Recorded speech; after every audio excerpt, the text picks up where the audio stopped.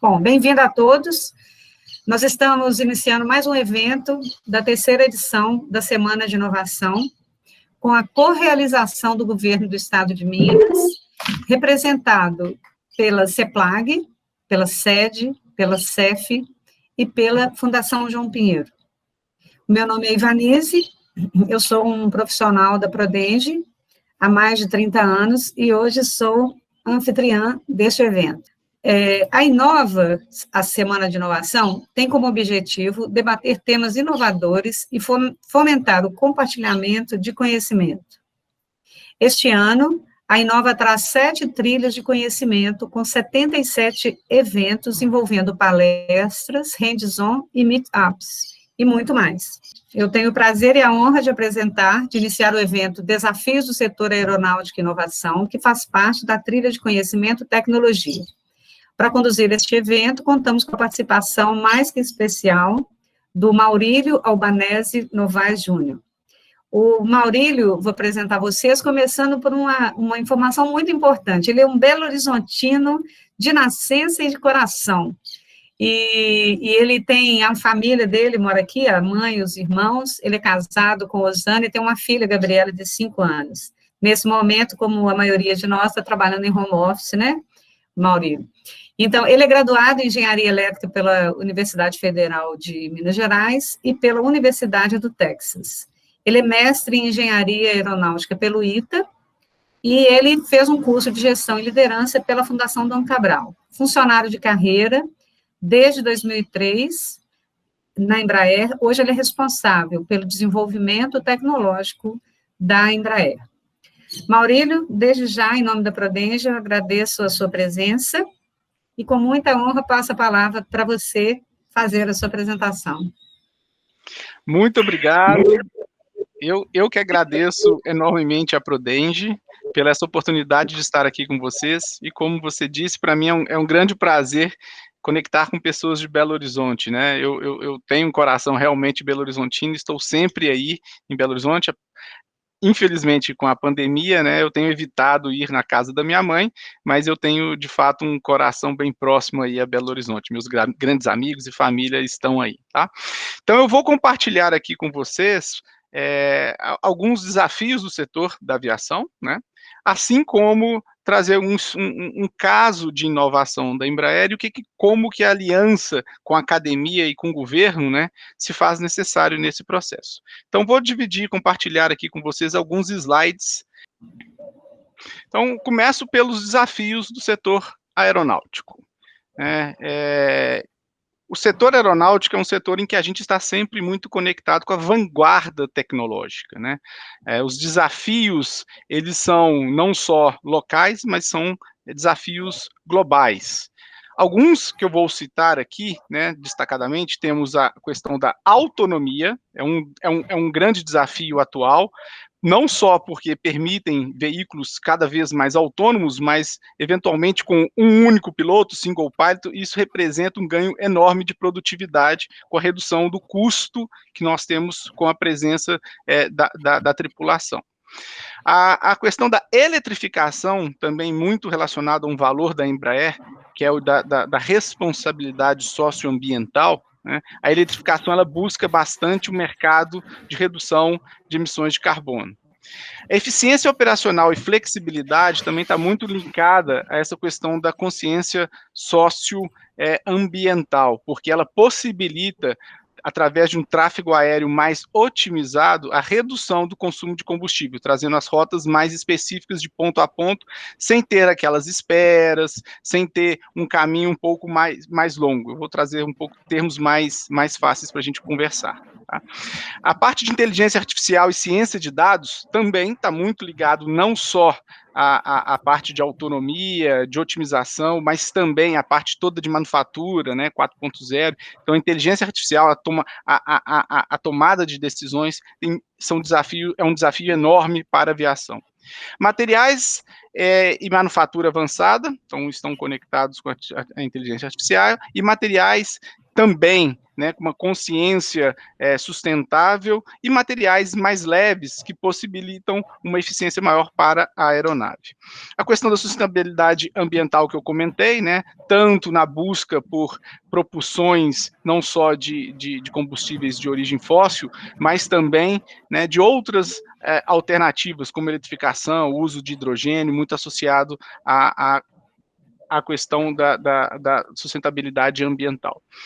Um aspecto importantíssimo, faz parte do nosso dia a dia, é a preocupação com a experiência do passageiro, né? Seja ele da aviação comercial, de linhas aéreas, ou seja, da aviação executiva, a gente está sempre preocupado com toda a experiência em todo o processo de viagem, não só durante o voo em si, né? E na aviação de defesa também, não exatamente com conforto, mas com a eficiência dessa operação. E dentro da realidade da pandemia, a questão do biofree, né, um ambiente estéril, né, cada vez mais touchless, onde utilizamos materiais que combatem a próprio vírus e bactérias, né, com emissões de íons prata, por exemplo, também é algo de grande objeto de nossas ações em termos tecnológicos.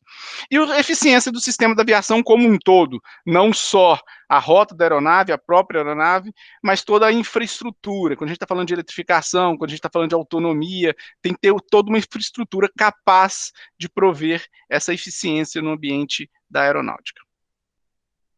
Bom, aqui eu falo alguns, entro um pouquinho mais detalhado, vou ir mais rápido, né, devido ao tempo. A gente busca, né, uma propulsão mais eficiente, então a gente busca esse ótimo global com a propulsão e o airframe, né, a própria aeronave em si, essa eficiência propulsiva, seja uma propulsão mais distribuída, um bypass maior, ou utilizando combustíveis outros além de origem fóssil.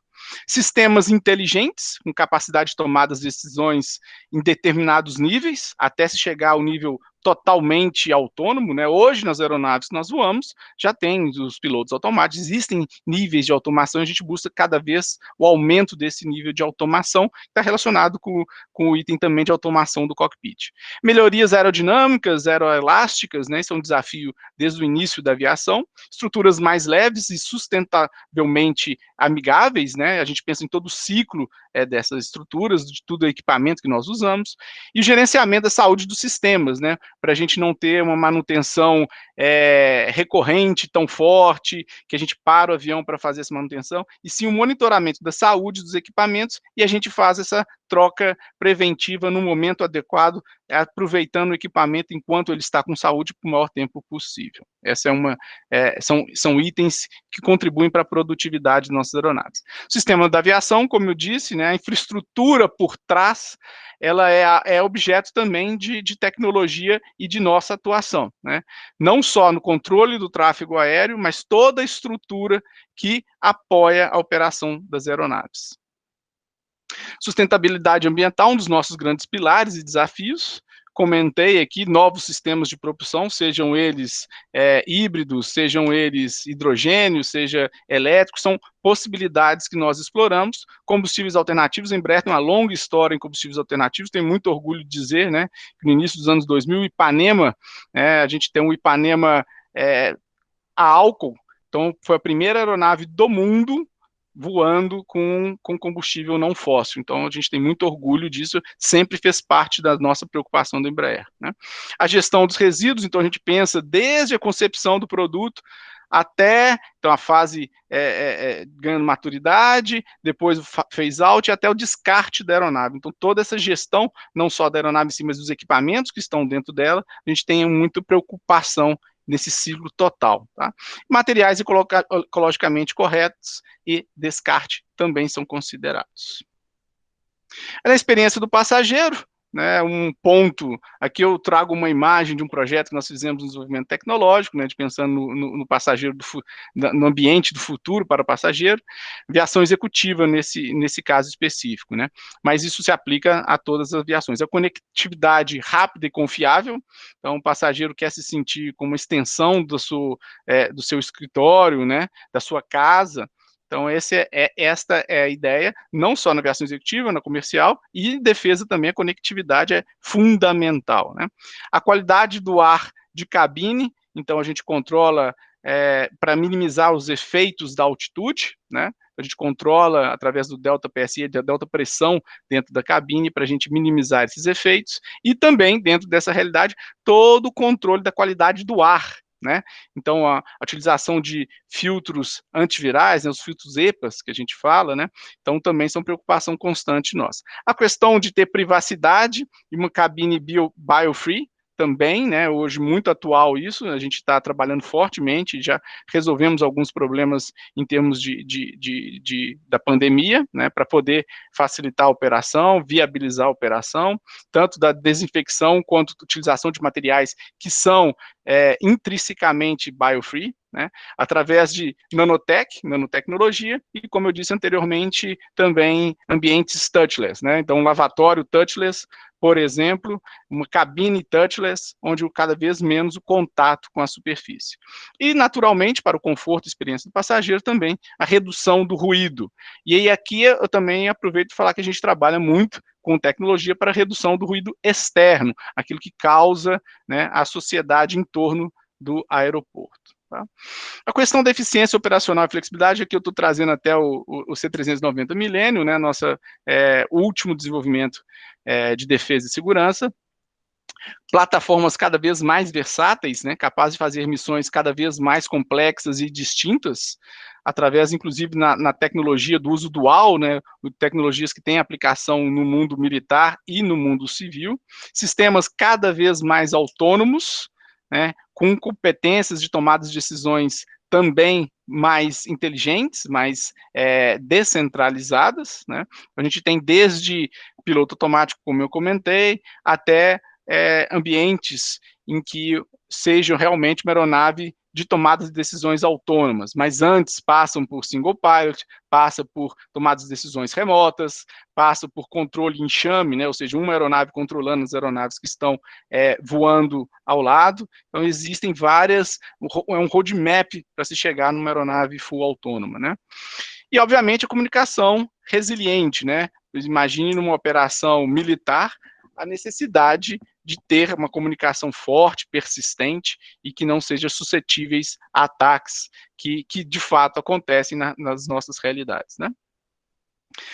E aqui, para finalizar um pouco dos desafios, né, eu tenho um slide muito mais complexo sobre a manufatura 4.0, mas aqui eu trago só um plano diretor que nós temos em Embraer, onde nós olhamos dentro dos produtos, processos e pessoas, né, toda essa parte de Digital Twin, Digital Engineering, toda a otimização do shop floor, da engenharia de fábrica mesmo, né, e a inteligência na manufatura, usando cada vez mais a inteligência artificial, realidade aumentada, viabilização dos acessos por simulações digitais, wearables, né, que são os equipamentos para se fazer a manutenção, facilitando o trabalho dessa manutenção. Então, não só na manutenção, mas também no desenvolvimento do chão de fábrica de aeronaves, tá?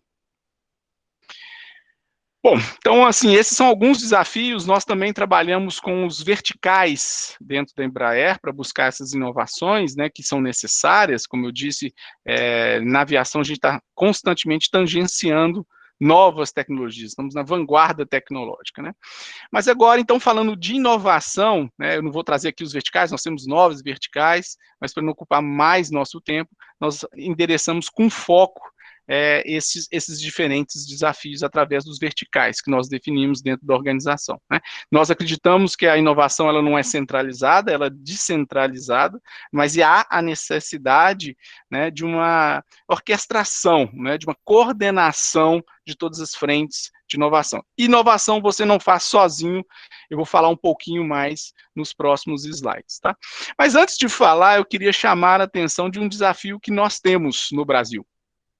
Queria falar um pouquinho da perspectiva do setor industrial no Brasil, para provocar como inovação é importante para nós, né? Na indústria brasileira, embora estejamos nos esforçando bastante, né, aqui eu trago um dado de 2018, mas que ele é válido também aqui, o percentual do PIB que se dá devido à indústria, né, ou à indústria de transformação, né? Então nós vemos aqui, né, que a partir de 1986 a gente sofre uma queda enorme no percentual do PIB que é daquele dedicado à indústria. Então, isso aqui, para mim, me incomoda muito, né? E eu procurei um pouco mais de informações sobre esses dados, né? Porque eu falei, pô, pode ser, na realidade, que o nosso PIB esteja crescendo tanto que a indústria ela tem perdido relevância, o que já seria uma coisa ruim, mas será que absolutamente também estamos perdendo relevância? E absolutamente, não só relativamente aos outros setores, nós estamos perdendo relevância. Então, a indústria no Brasil, ela vem contribuindo cada vez menos com o PIB, em valores absolutos. Aqui eu estou trazendo valor relativo, mas choquemos-nos todos, né? O valor absoluto nós temos reduzido. Então, isso é um desafio para todos nós. Então, este é um ponto que eu queria deixar bem marcado, como nós temos uma oportunidade, um trabalho a ser realizado, né? Então, precisamos virar esse jogo, acelerar, não temos muito tempo, realinhar esforços, então, com foco, com coordenação, e trabalhar em parceria e cooperação. É aqui que eu comentei que eu gostaria de falar um pouquinho mais sobre inovação, a gente não faz sozinho, né? Até coloquei ali um símbolo da mobilização empresarial pela inovação, da MEI, né? Eu tenho participado, CNI, mas existem várias ações e a gente tem que contribuir com essas ações, né? Eu acredito muito na tríade da indústria, da academia e do governo, tá? Vou falar um pouquinho disso para frente. E temos outros atores extremamente importantes, né? Temos recursos humanos, pessoas com bastante competência para inovação, bastante experiência em inovação e pessoas principalmente com muita vontade para fazer inovação. E inovação é tecnologia gerando resultado. Não é ciência pela ciência, é resultado, né? E aí eu lembro do gráfico que a gente apresentou anteriormente, onde a gente fica muito incomodado, tá? Financiamento e inovação, então nós temos várias possibilidades, vários canais, várias alternativas de fomento, né? Sejam da União, seja do Estado, seja dos municípios, né? Sei que não é fácil, mas nós temos incentivos, sim, à inovação, né? Várias chamadas públicas. Temos uma política de governança de ciência, tecnologia e inovação, né? Nós, por exemplo, da Embraer, recorrentemente, eu falo quase toda semana com o MCTI, temos frente sendo tocada juntos ao MCTI. O papel da indústria, então, a parceria com outras instituições, não há como hoje fazer inovação isolada. É claro que você pode ter um core, uma competência, algum item que você quer não fazer parceria, mas a parceria ela é necessária, você não consegue desenvolver toda a inovação, a velocidade das coisas e o valor dessas coisas, assim como a possibilidade de contribuir, né? Concorrentes estão contribuindo, né? Essa cocriação, essa ordenação, essa contribuição, ela é necessária. A inserção global, não se pode pensar somente no Brasil, não se pode pensar somente em Minas Gerais, em Belo Horizonte, mas a gente tem que pensar no mundo, né? Parcerias com instituições em todos os continentes, né? Isso é também algo extremamente importante. As pequenas e médias empresas, startups tecnológicas são atores fundamentais nesse processo e, naturalmente, a universidade, né, as instituições de ensino são fundamentais, assim como as instituições de ciências e tecnologias. Então, eu tinha até figuras mais bonitas na internet para eu colocar aqui nesse slide, mas eu preferi primar aqui pelas conexões. De fato, a inovação, para mim, quando eu penso em inovação, me vem dois nomes, sim, bem claramente. O primeiro, que é do ecossistema de inovação, então não se faz inovação sozinho, né? Ou, pelo menos, conectados, suas inovações serão maiores. E a outra, que é resultado. Inovação sem resultado não é inovação. Tá? Bom, o futuro das tecnologias é múltiplo e ele é incerto, né? Nós não sabemos qual vai ser a tecnologia do futuro, não sei se a propulsão elétrica que vai vigar, se a densidade energética das baterias vão atingir um nível suficiente para atender grandes voos de um enorme número de passageiros, um avião comercial fazendo 2.000 milhas náuticas, não acredito nisso. Então, a gente tem que estar sempre buscando as possibilidades, o que aparecem de oportunidades dentro do ecossistema de inovação. E para isso, como é incerto, eu não posso dedicar somente a um ponto específico, né, ou pelo menos a um risco muito grande, né, o segredo para mim é investir sempre em parcerias estratégicas, reforçando o que eu comentei sobre ecossistemas, né, com compromissos de médio e longo prazo e sinergia, né, trazendo benefícios mútuos para todos aqueles que estão participando, né.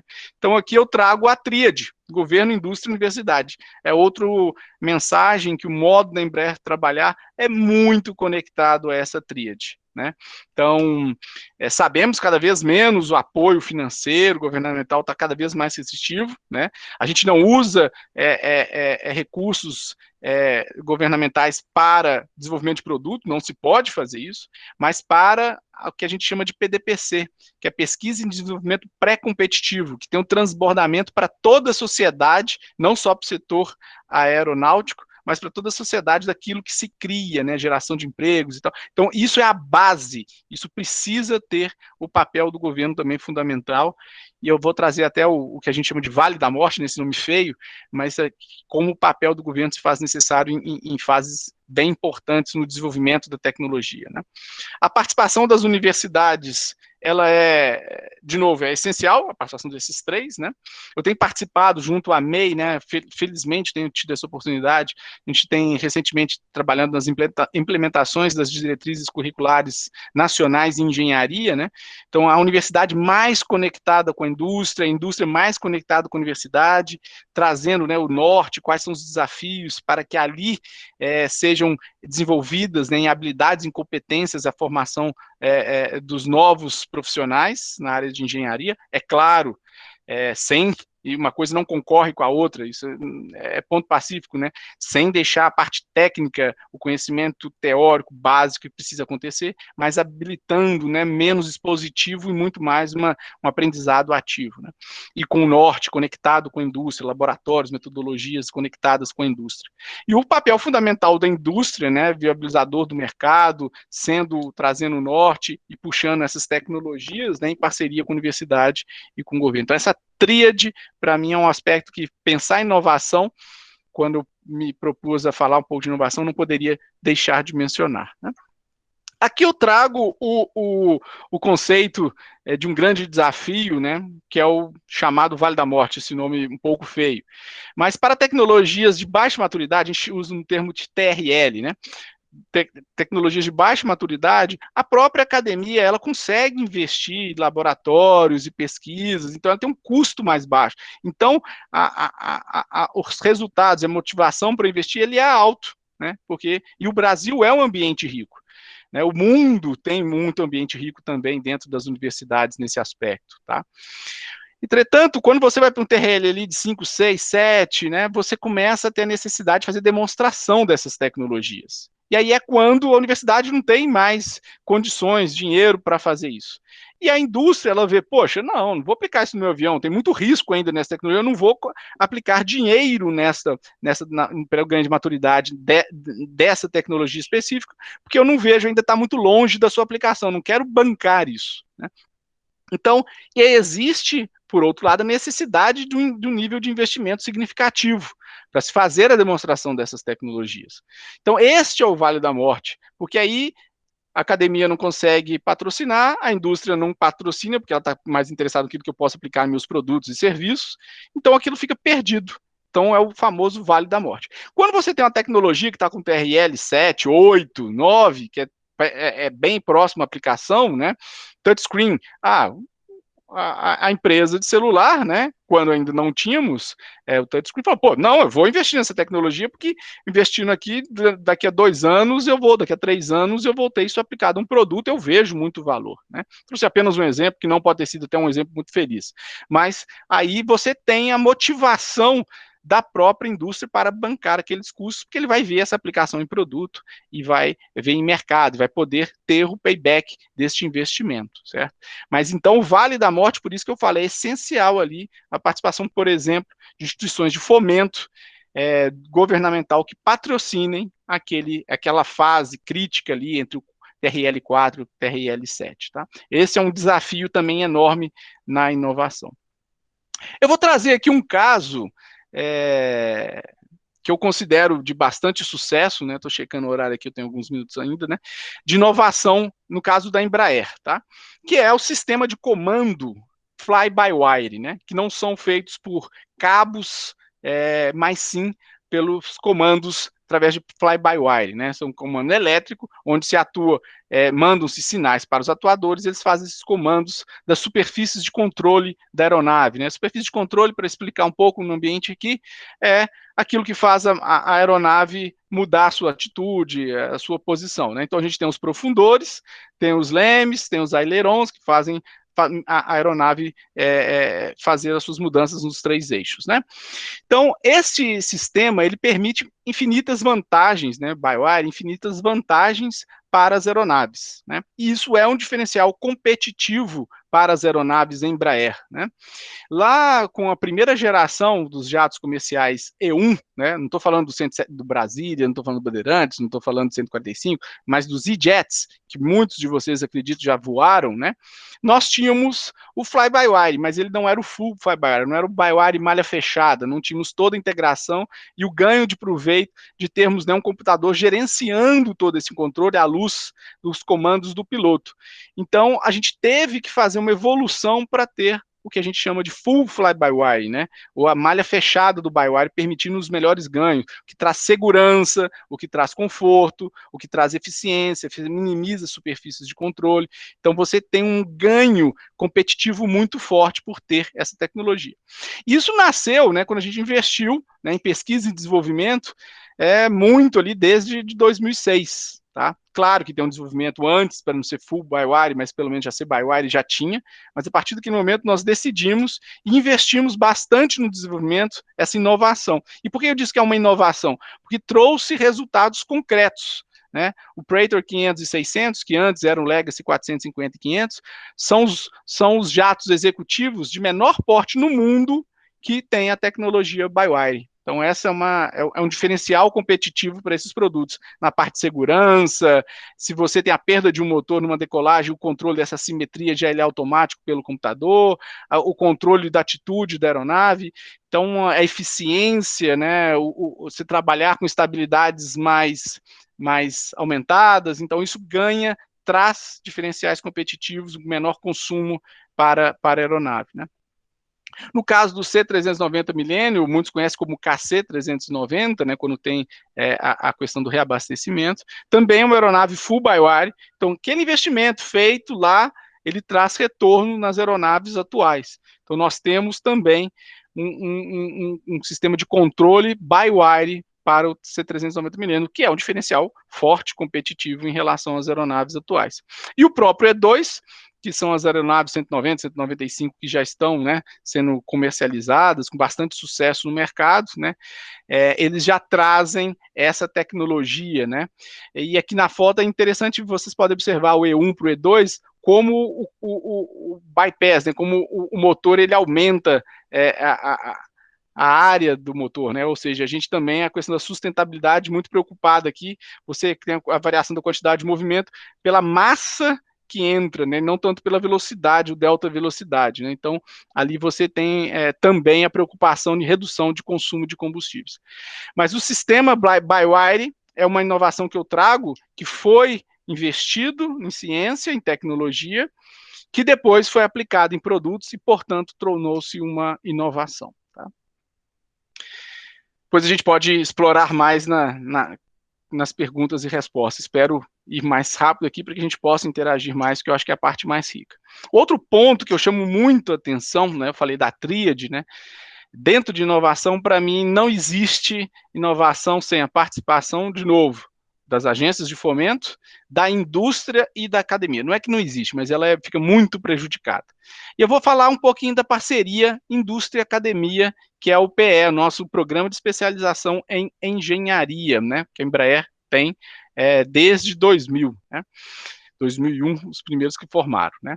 Então, esse programa de especialização em engenharia, queria falar um pouquinho sobre ele, né? Tem como objetivo esse conhecimento, gerar esse conhecimento especializados para os engenheiros recém-graduados, né? Preparando-os para trabalhar em diferentes áreas da Embraer. seja na área de projeto, aeronáutica, sistemas, estruturas, suporte ao cliente, nas diferentes áreas da Embraer, através de uma estratégia de aprendizado acelerado. Então, a gente tem 3 fases, né? A gente tem a fase do conhecimento básico, depois a gente tem a fase em aeronáutica, depois a fase em conhecimentos específicos, aí a pessoa já vai estudar elasticidade, sistemas, estruturas, e depois, finalmente, na terceira fase, que eu acho a mais interessante, que é a fase onde a gente tem um projeto, né? Então, os alunos que estão ali, são alunos engenheiros, eles desenvolvem, de fato, uma aeronave, né? Pelo menos fazem um projeto dessa aeronave, né? Então, é um aprendizado acelerado, multidisciplinar. Então, eu vejo que o ponto ótimo para a aeronáutica, para a aerodinâmica, não necessariamente para a estrutura. Então, como que se dá essa gestão dos requisitos e a busca pelo ótimo global e não local, né? E é um trabalho necessariamente baseado no desenvolvimento de competências e habilidades, que é o que as empresas precisam, né? No caso Embraer, mas todas as empresas precisam, né?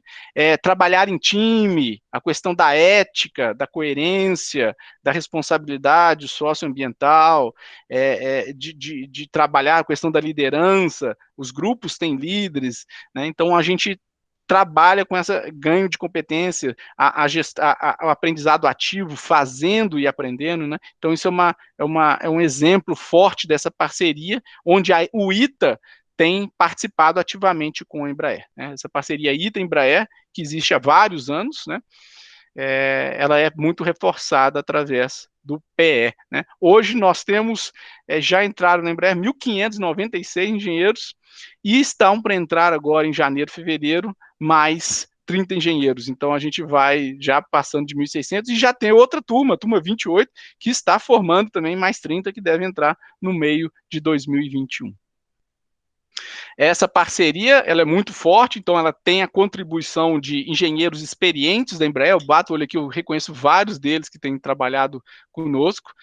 Eu trabalhei na área de anteprojeto, então muitos engenheiros experientes estão aqui, dando aula para os próprios alunos, né? Então a visão da empresa não é aquela visão expositiva, descolada da necessidade da empresa, tá? Nós temos 34 professores do ITA, 112 instrutores da Embraer, temos os mentores que orientam e definem junto com os estudantes os temas das teses de mestrado, e também temos consultores externos de outros países que a gente chama para contribuir na formação desses futuros colaboradores em Embraer, né?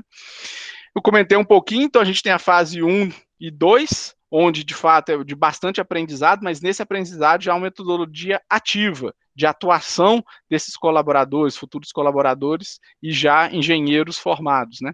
Então, visitas técnicas à própria Embraer, nesse canto superior direito tem visitas à Embraer, no canto inferior esquerdo aqui é o laboratório do ITA, então a gente também utiliza bastante, né, nessa parceria, além das exposições em sala de aula que também acontecem, certo?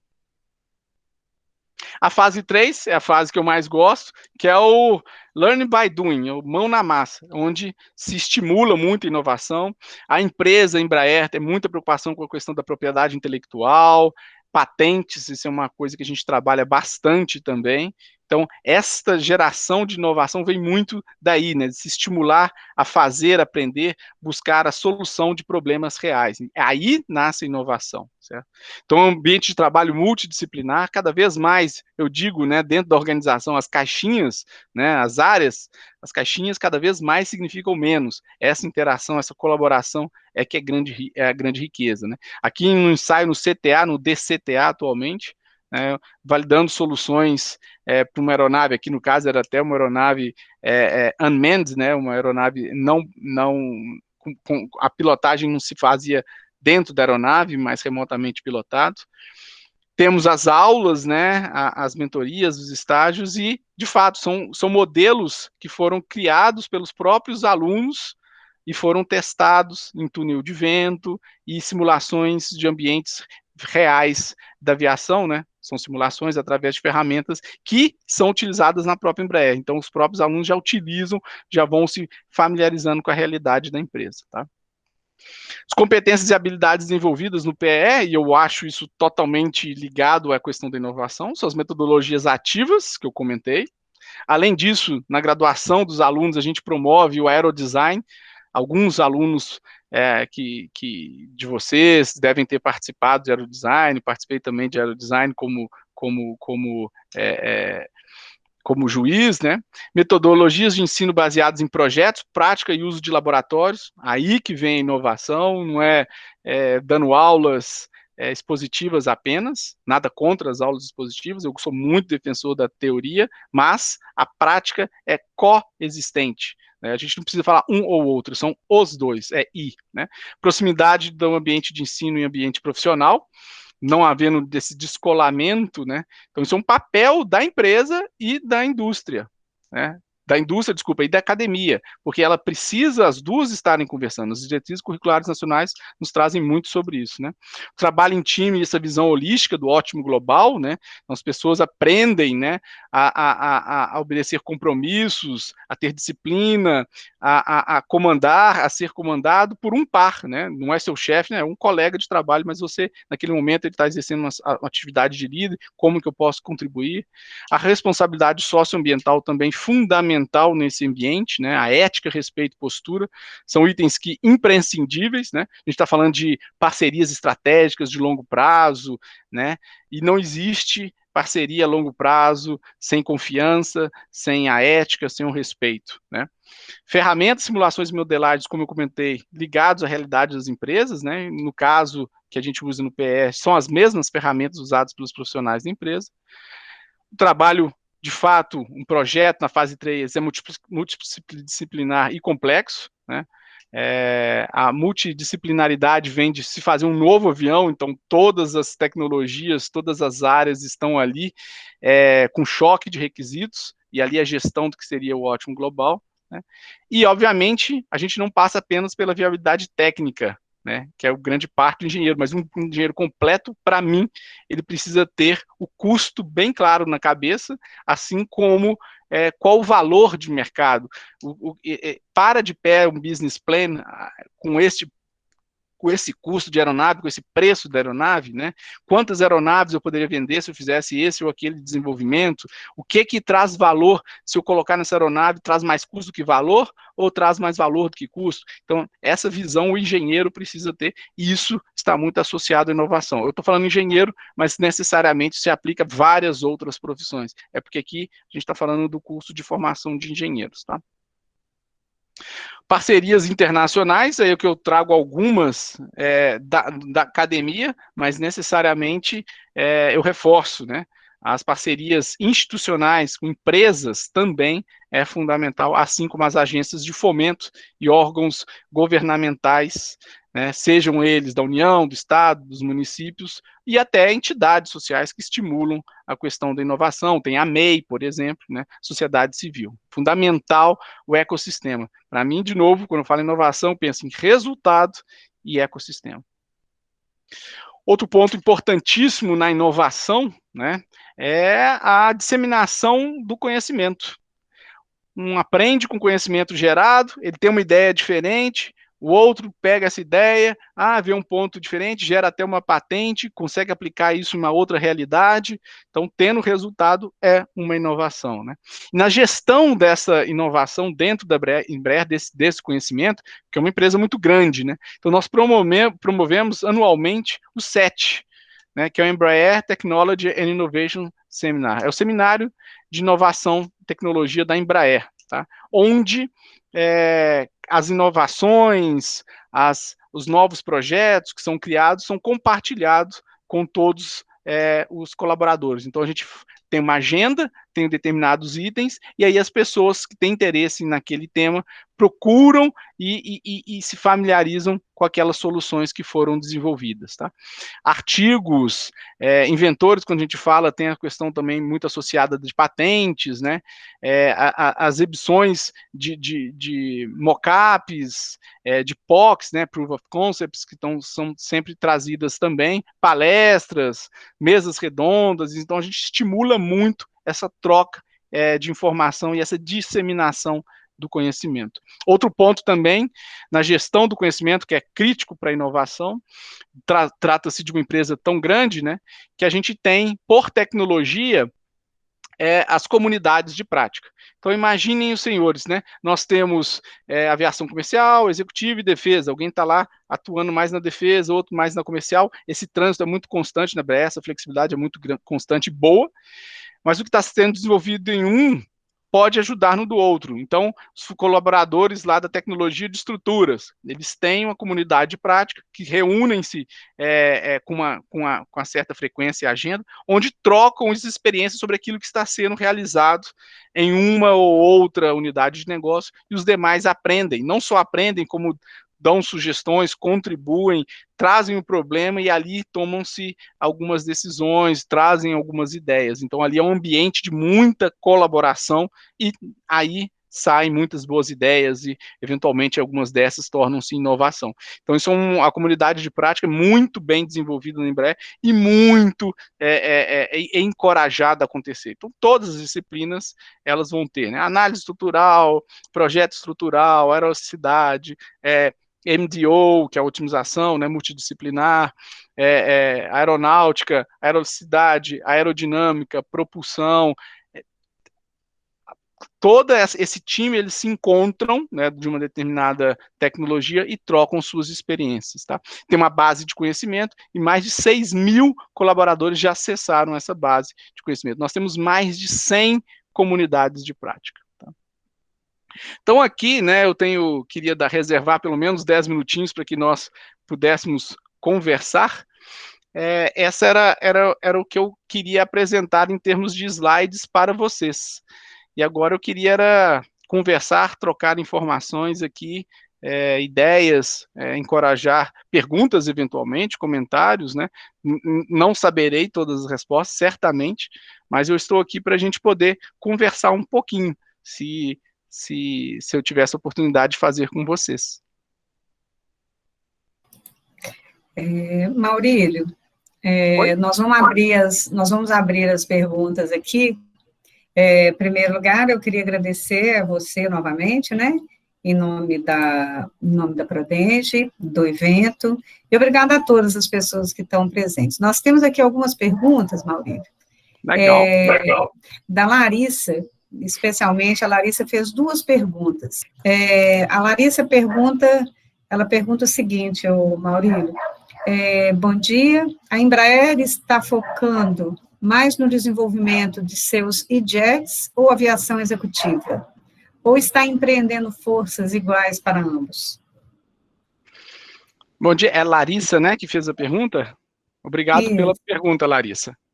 Na realidade, nós estamos focados não só dos E-Jets, na aviação comercial, onde a gente tem o desenvolvimento do 175E2 ainda em andamento, mas também da executiva, né, nas melhorias dos nossos produtos, recorrentemente. A gente tem promovido melhorias nos Praetors, né, nos Phenons, e também na defesa, né? Uma grande item que está nos demandando bastante inovação, a gente ainda não terminou todas as funcionalidades e capacidades do próprio C390 Millennium.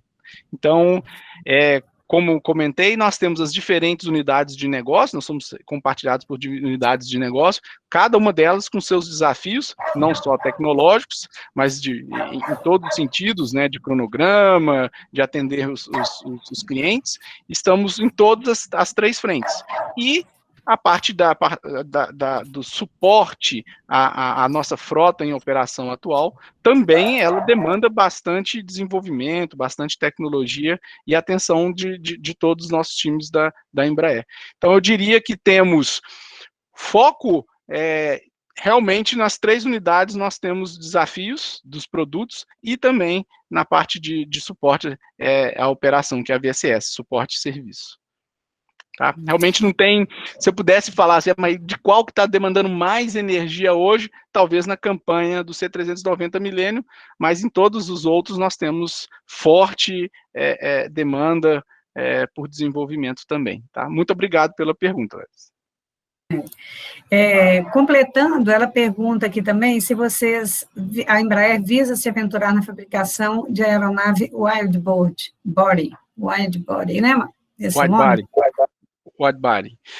As aeronaves wide body, né, nós temos dois concorrentes muito fortes no mundo, né, que são a Boeing e a Airbus. certo? Eu trabalhei alguns anos na área de estudos conceituais, nós nos permitimos fazermos estudos de viabilidade técnica e financeira de aeronaves, todo o range possível que a gente possa considerar aqui. Então, a gente pensa em aeronaves menores do que os E-Jets, pensa em aeronaves maiores que os E-Jets, e maiores que os E-Jets, a gente pensa em wide bodies, né? Narrow bodies e wide bodies, ou seja, com 2 corredores, né? Então, concorrente do 320 e 737, ou mesmo wide bodies, aeronaves maiores, também consideramos a nível de conceito, de estudo conceitual, mas como aprovado ou como algo decidido pela Embraer de ir para esse mercado, não há nada, né? A gente é uma empresa pública, certo? Que quando se tem uma aprovação de algum estudo, um business plan aprovado, a gente tem que comunicar, inclusive, para o mercado. Então, hoje não há nada oficial, um programa oficial de um wide body. Estudos, a gente estuda desde uma aeronave de aviação geral, agrícola, executiva, comercial, e até, de fato, um wide body, um supersônico. A gente, então, estuda em todo o portfólio de produtos. Isso não quer dizer que nós vamos desenvolver, e sim a gente explorando as possibilidades de mercado, de viabilidade técnica e econômica. Muito boas perguntas, obrigado. Ô Maurílio, tem uma outra pergunta aqui de uma pessoa que eu não consigo identificar, que ela está relacionada à ciência de dados. Como se dá esta abordagem da Embraer em relação à ciência de dados? Com equipe própria ou através de parcerias com a academia e o mercado? Visto que existe sempre uma preocupação com a segurança e confidencialidade de dados em um setor tão competitivo. Perfeito, muito bem colocada essa pergunta, tem bastante profundidade, né? Ciência de dados, como eu coloquei, é um dos desafios do setor aeronáutico, certamente, né? E você falou sobre também segurança, a questão de cybersecurity é uma preocupação de todos nós da empresa também, essa segurança da informação, tá? Como que nós trabalhamos? Né? Eu também não acredito, como dito, que principalmente ciência de dados, né, inteligência artificial, numa área desenvolvendo tudo, né? Ou, por exemplo, desenvolvimento tecnológico desenvolvendo toda a inteligência artificial, toda a ciência de dados da Embraer. Então, a gente trabalha de forma descentralizada, tá? Então, várias áreas trabalham, mas a gente tem sempre esse encontro, essa coordenação das diferentes frentes que estão acontecendo na Embraer, né? O objetivo é estarmos conectados, não estarmos realizando duplicidades e que os gaps estejam aparentes para que a gente possa endereçar. Além disso, na sua pergunta, eu aproveito para comentar, sim, estudamos parcerias com startups, com outras instituições que têm, né, grande conhecimento na parte de ciência dos dados, de inteligência artificial. Então, a gente não pretende fazer isso de maneira isolada, e não fazemos isso de maneira isolada. Estamos muito em contato com a academia, né? Então, temos destacadamente, né, a gente trabalha muito com Stanford, então a gente trabalha muito a respeito de ciências de dados também com outras academias que podem e que têm excelência em pontos específicos deste conhecimento. Muito conectado. A resposta seria muito global mesmo, descentralizado, mas orquestrado. Isso é um desafio, eu não estou querendo dizer que é perfeito dentro da Embraer, não mesmo. Eu acho que existem oportunidades, né? A gente busca essas oportunidades para uma orquestração cada vez melhor, de maneira alguma tem a pretensão de dizer que é perfeito, mas entendemos que não é centralizado, que é descentralizado, precisa ser orquestrado e, de fato, totalmente conectado com o ecossistema. Obrigada, Maurício. Tem uma pergunta aqui que é da Mônica, que ela pergunta se você, a Embraer, utiliza os incentivos fiscais disponibilizados pela Lei do Bem para fomentar a inovação. Sim, utilizamos.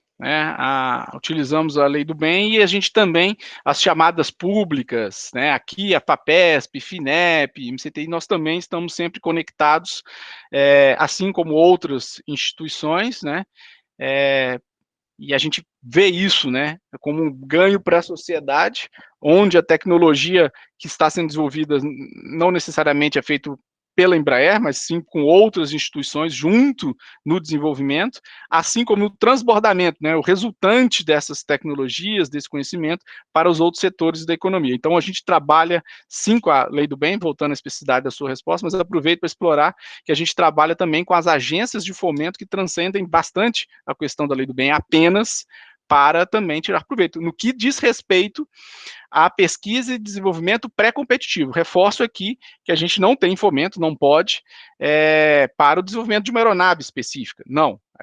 Tecnologia by-wire, quando não era aplicada ainda nos produtos. Pô, é uma tecnologia interessante. Pô, a FINEP nos ajudou. Então, assim, a gente trabalha nesse desenvolvimento tecnológico. Quando se fala em produto, não, aqui aí não obedece à lei, né, internacional do comércio livre. Mas a lei do bem usamos. Cidinha, só para complementar nesse assunto, porque eu tenho grande interesse sobre a lei do bem, Maurílio, porque nós estamos com um processo grande dentro da Prodenge para implantar o processo e submeter projetos ao MCTIC para a lei do bem. Esses projetos que vocês submetem à lei do bem não são, então, projetos vinculados a produtos? São vinculados a essa pesquisa de desenvolvimento, é isso? A maioria deles, né, a lei do bem, ela tem alguns itens de produtos que não são específicos, né, mas no desenvolvimento que podem ser aplicados, sim. Depois eu vou ter, até sugiro, Mônica, que a gente faça uma dedicada sobre o assunto, se você aceitar esse convite, para a gente falar um pouquinho. Eu trago até um especialista em lei do bem nosso, lá do desenvolvimento tecnológico, mas ela é focada principalmente na parte de inovação pré-competitiva, mas tem sim, na parte de desenvolvimento também, a participação do lei do bem. Você está correta na parte do lei do bem, tem sim. Tá ótimo, quero sim, vamos agendar depois. Vamos agendar, e aí eu trago uma pessoa que tem maior competência para falar, inclusive, do que eu, né, que vai saber nos trazer mais informações, tá bom? Tá ótimo, muito obrigada. Maurílio, eu vou te passar a última pergunta, porque nosso tempo está acabando, né? Que é do Cláudio Tadeu, Cláudio Fagundes, é o Cláudio Tadeu, né? Ele pergunta: tem sido divulgado que a Embraer pretende desenvolver uma aeronave com propulsão híbrida, elétrica e diesel. Se não me engano, o nome do projeto seria Stout, parece. É o Stout. Stout. Essa concepção inovadora seria o resultado direto desse processo de parcerias que você mencionou? Já foi feita alguma demonstração real desse projeto, né, desse produto? Perfeito. Quem fez a pergunta mesmo? Desculpa. Foi o Cláudio. Legal, Cláudio. Você está antenado, hein, Cláudio? Cláudio, o Stout, né, que significa aqui, é o Short Takeoff Utility Vehicle, né, Transport Vehicle.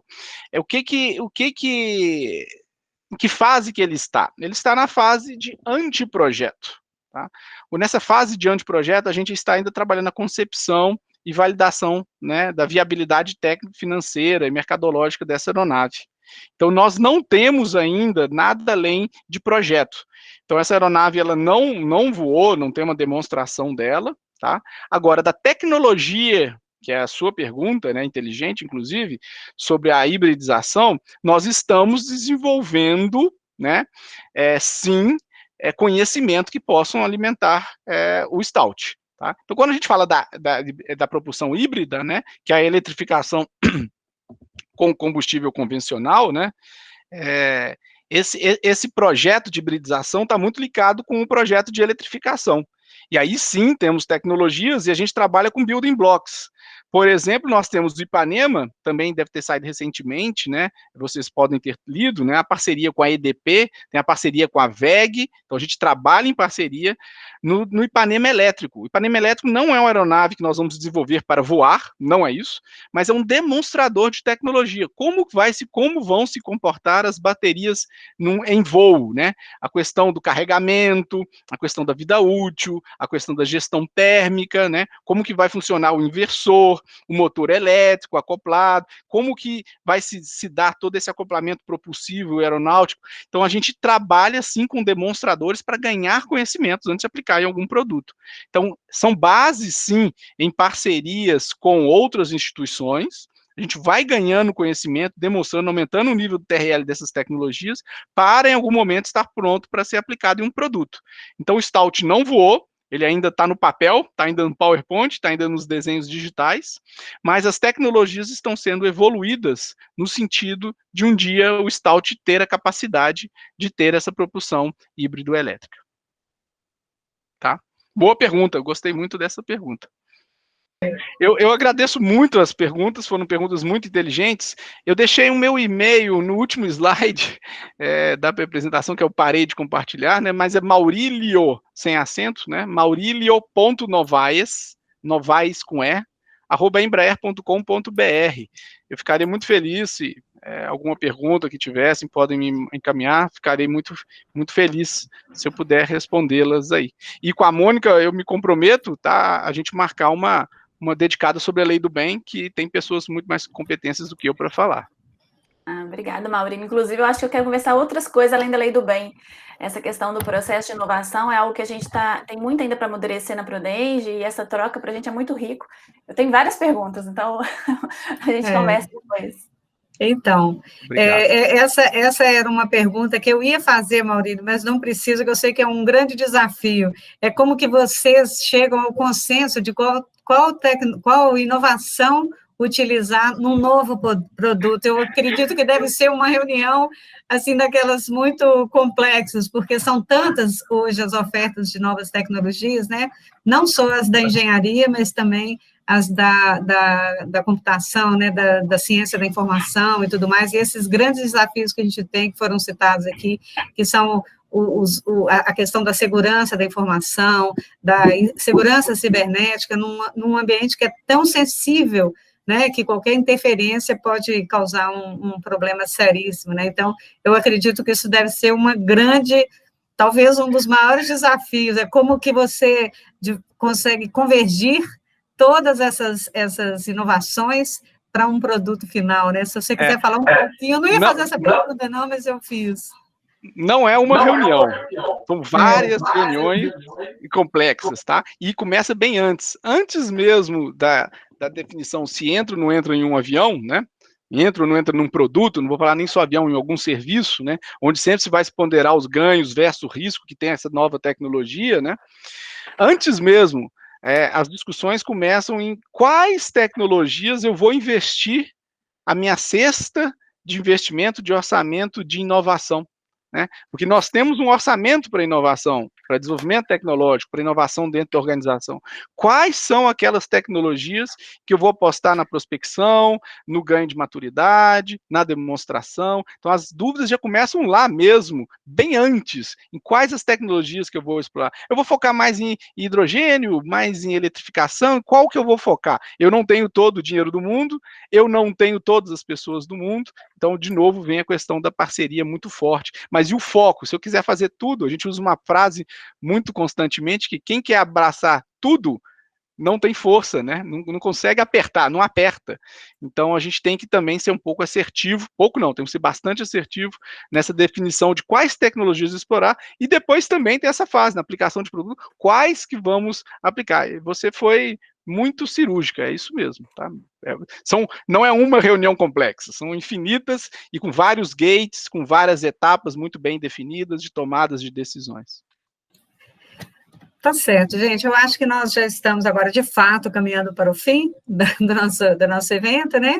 Então, em nome da Prudenge, eu agradeço imensamente ao Maurílio e a riqueza de informações que ele trouxe para nós, pelo compartilhamento do conhecimento que ele trouxe aqui, que foi tão importante, tão diferente, né? Assim, é tecnologia, mas muito aplicada e muito, muito interessante. Eu agradeço a todos os participantes pela presença. Maurílio, eu queria só agradecer, eu que tenho que agradecer, certamente eu que agradeço a oportunidade de estar aqui com vocês. Obrigada, Maurílio. Essa troca foi ótima, depois a gente conversa mais.